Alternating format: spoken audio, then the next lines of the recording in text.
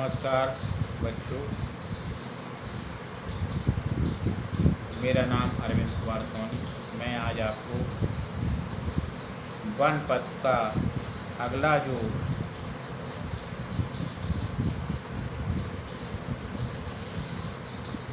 पद है उसको पढ़ाऊंगा, जिसको हम कवितावली से तुलसीदास जी ने लिया है। कल हमने वन पथ का पहला खंड आपको पढ़ाया था, उसी के आगे है। जल को गए हैं लखन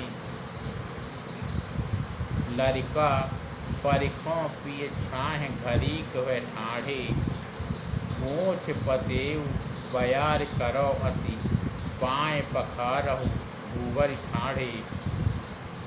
तुलसी रघुवीर प्रिया सम जान के, बैठ विलम्ब लोकंटक काढ़े, जान की नाह को नेह लख्यो, पुल को तनुवारी विलोचन बाढ़े। रानी में जानी महा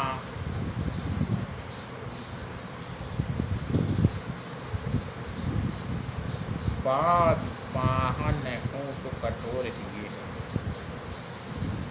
बच्चों, इस पद में गोस्वामी तुलसीदास जी ने उस स्थिति का वर्णन किया है। इसमें उन्होंने बताया है कि किस तरह से जब सीता जी व्याकुल हो जाती हैं तो राम की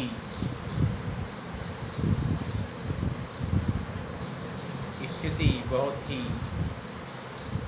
निराली हो जाती है। उनके नेत्रों में भी सीता जी की स्थिति को देखकर आंसू आ जाते हैं।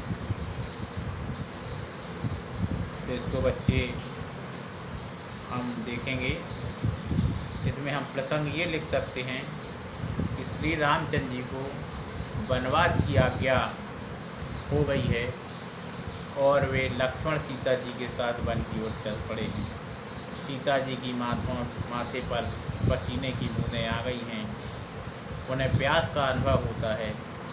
इस स्थल पर सीता जी की व्याकुलता को देखकर रामचंद्र जी ने उनके प्रति अपने प्रेम का सजीव वर्णन किया है।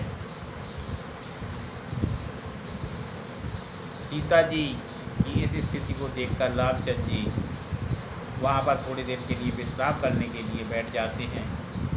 इसी बीच सीता जी को भी रामचंद्र जी से ये कहने का मौका मिल जाता है, जल को गए हैं लखन, जल को गए लखन हैं लरिका।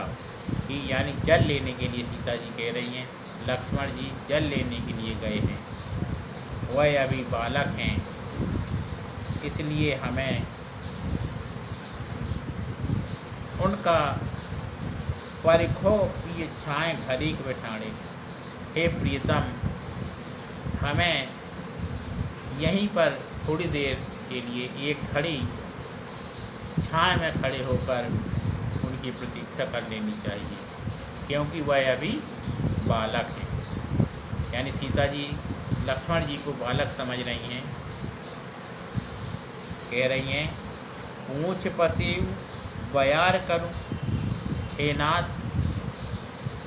आप यहीं पर रुक कर उनकी प्रतीक्षा कर लीजिए, तब तक आप यहाँ पर विराजमान हो जाइए, मैं आपका पसीना पोंछ दूँ। क्योंकि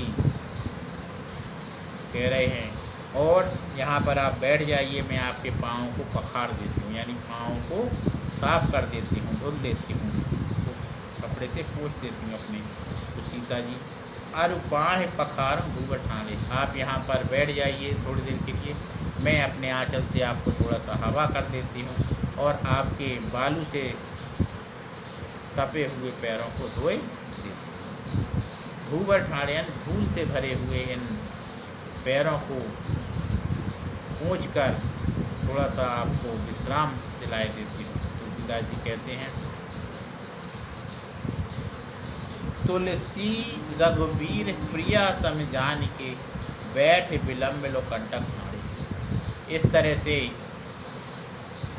तुलसीदास जी कहते हैं जब राम ने देखा कि जानकी जी थक गई हैं तो वह वहाँ पर विश्राम करने लगते हैं, बैठ जाते हैं और बहुत देर तक बैठकर अपने पैरों से कांटे निकालने का उपक्रम करने लगते हैं। बहुत देर तक वहाँ पर रुकते हैं, बैठ विलम्ब लो कंटक नाड़ी, बहुत देर तक बैठकर वह उन कांटों को निकालने का प्रयास करते रहे। जानकी जी भी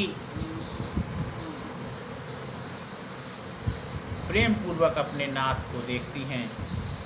जान की नाह को नेह लख्यो, कहते हैं इस तरह से जानकी जी ने अपने स्वामी को देखा, उनके प्रेम को देखा तो उनका शरीर भी पुलकायमान हो गया, व्याकुल हो गया और पुलको तनु बारी बिलुकन डाले। इस तरह से सीता जी की आँखों पर भी उनके आंसू छलछला उठते हैं। यानी इन पंक्तियों में अगर हम काव्य सौंदर्य की बात करें तो इन पंक्तियों में लेखक ने सीता जी की सुकुमारता और उनके प्रति राम के प्रेम का बड़ा ही स्वाभाविक मार्मिक चित्रण किया है। इस जो वन पथ के पद में लेखक ने ब्रज भाषा का प्रयोग किया है, श्रृंगार रस का यहाँ पर उपयोग किया गया है, अनुप्रास अलंकार भी यहाँ पर देखने को मिलता है। अब आगे के जो हमारा अगला जो पद होगा इसमें हम बताएंगे कि किस तरह से सीता जी की जो स्थिति है उसको देखकर जो गांव की स्त्रियां हैं वो स्त्रियां सीता जी की इस दशा को, रामचंद्र जी की इस दशा को देखकर क्या अपने मन में विचार करती हैं। लानी मैं जानी अजानी महं पवि पाहन हूँ तो कठोर यो है। राजहु काज अकाज न जान्यो कहियो तीय को जिन कान कियो है। ऐसी मनोहर मूरत ये बिछड़े कैसे प्रीतम लोग जिए हैं। आँखन में सकी राखिब जोर इन्हें किम के वनवास दियो है। बच्चों इस पद में यहाँ की ग्रामीण स्त्रियों के माध्यम से राजा दशरथ और केके की निष्ठुरता का वर्णन किया गया है। कह रही हैं, गांव की महिलाएं कह रही हैं, रानी में जानी अजानी महा पबि पाहन हूँ तो कठिन हुए। गांव की एक महिला दूसरी महिला से कहती है कि हे, मैंने ये जान लिया है, मैंने ये समझ लिया है कि रानी केकई बहुत ही अज्ञानी है। उनका हृदय तो पत्थर की समान है। क्यों? यानी उनका पत्थर तो पत्थर से भी, उनका हृदय तो पत्थर से भी कठोर है। और क्या कहें, पत्थर क्या, यानी पत्थर से भी कठोर है, यानी वज्र से भी। क्यों? राजव काज अकाज न जान। और कह रहे हैं उधर राजा दशरथ भी बहुत अज्ञानी है, उन्होंने भी उचित अनुचित का विचार नहीं किया और केवल मात्र अपनी स्त्री के कहने पर, ठीक है ना, राजा काज अकाज न जानो, वह राजा भी राजकार को जानने का हकदार नहीं है। यानी वह राजा भी बहुत ही अज्ञानी है जिसने अपनी पत्नी के कहने पर ऐसे सुंदर राम लक्ष्मण सीता को वनवास भेज दिए। कान माने वनवास का कठोर दंड दे दिया। यानी कहते हैं उधर राजा दशरथ ने भी उचित अनुचित का विचार नहीं किया और मात्र अपनी स्त्री के कहने पर इन्हें वन में भेज दिया। कहते हैं ऐसी मनोहर मूरत ये बिछड़े कैसे प्रीतम लोग जिए हैं। कहते हैं ये तो ऐसी सुंदर लुभावनी मूर्तियां हैं राम लक्ष्मण सीता, जो इस समय हमारे सामने बैठे हुए हैं, इनके तो बिछड़ने पर इनके परिवार के लोग कैसे जीवित रहे होंगे, ये हमें समझ में नहीं आ रहा है।